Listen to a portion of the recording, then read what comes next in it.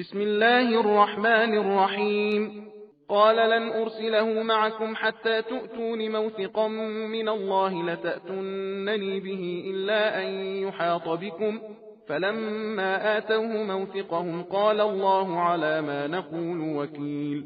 وقال يا بني لا تدخلوا من باب واحد وادخلوا من أبواب متفرقة وما أغني عنكم من الله من شيء إن الحكم إلا لله عليه توكلت عليه فليتوكل المتوكلون.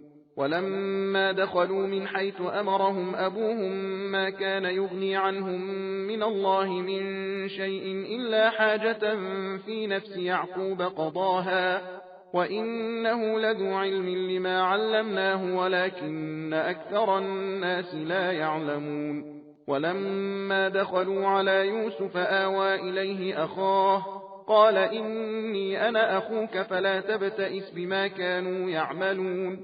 فلما جهزهم بجهازهم جعل السقاية في رحل أخيه ثم أذن مؤذن أيتها العير إنكم لسارقون. قالوا وأقبلوا عليهم ماذا تفقدون؟ قالوا نفقد صواع الملك ولمن جاء به حمل بعير وأنا به زعيم. قالوا تالله لقد علمتم ما جئنا لنفسد في الأرض وما كنا سارقين.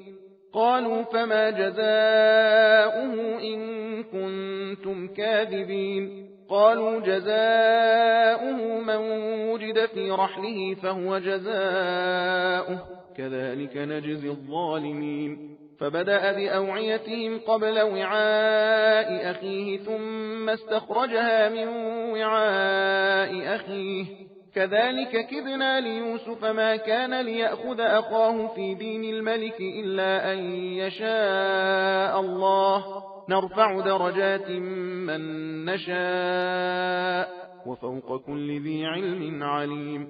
قالوا إن يسرق فقد سرق أخ له من قبل فأسرها يوسف في نفسه ولم يبدها لهم قال أنتم شر مكانا والله أعلم بما تصفون. قالوا يا أيها العزيز إن له أبا شيخا كبيرا فخذ أحدنا مكانه إنا نراك من المحسنين.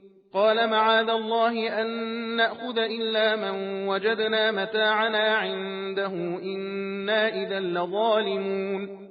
فلما استيئسوا منه خلصوا نجيا.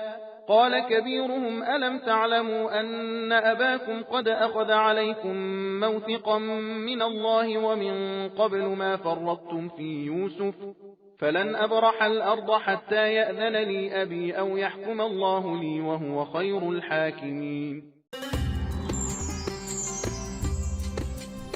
सबील कुरान हिदायत का रास्ता।